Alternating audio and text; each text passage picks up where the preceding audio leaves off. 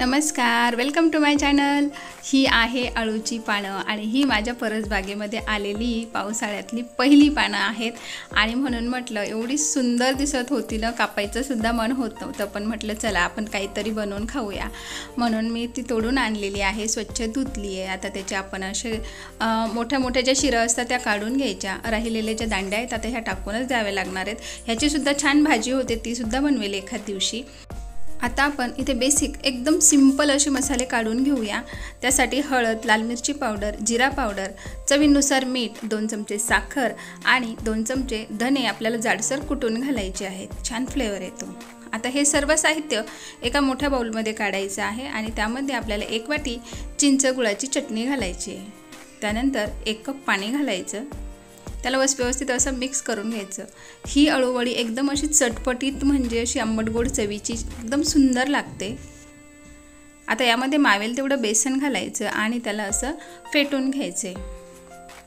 साधारण अशा पद्धतीचं आपल्याला हे बेसन पाहिजे, तुम्ही बघू शकता।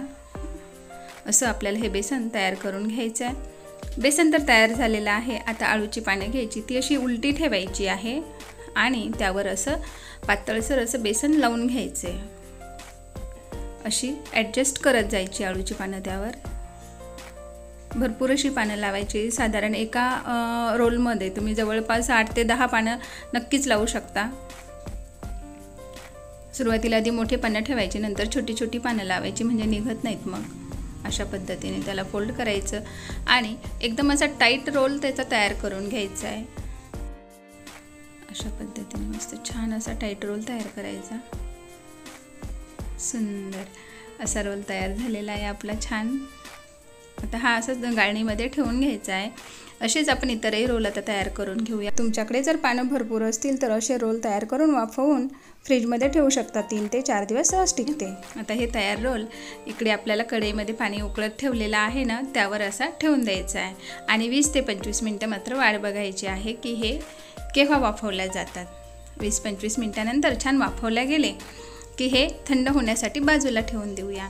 पण आता ह्या अळूवडीसोबत खाण्यासाठी सर्वात महत्त्वाचं म्हणजे एकदम सिंपल, साधी, सरळ आणि एकदम चवदार अशी कढी तयार करायची। त्यासाठी आपल्याला इथे घ्यायची आहे 1 वाटी दही, त्यानंतर थोडंसं बेसन, चवीनुसार मीठ, थोडीशी साखर घालायची आहे आणि थोडंसं हळदसुद्धा घालून घ्यायची।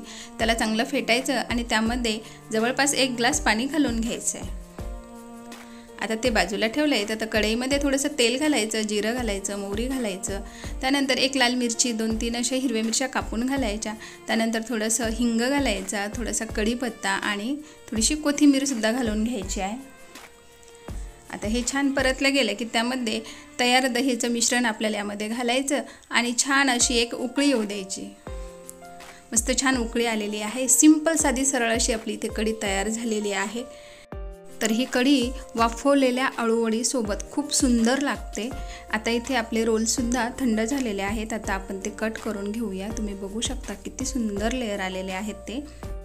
इथे आपली सर्व अळूवडी अशी कापून झालेली आहे। त्यातली आता आपण थोडीशी बाजूला काढूया एका बाउलमध्ये।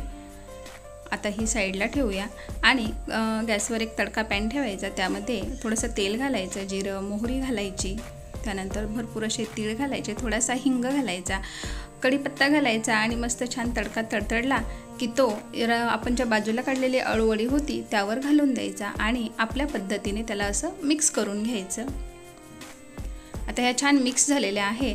तर ही अळूवडी कढीसोबत अप्रतिम लागते। तुम्हीसुद्धा एकदा नक्की ट्राय करा, तुम्हीसुद्धा फॅन होसाल त्या अळूवडीचे।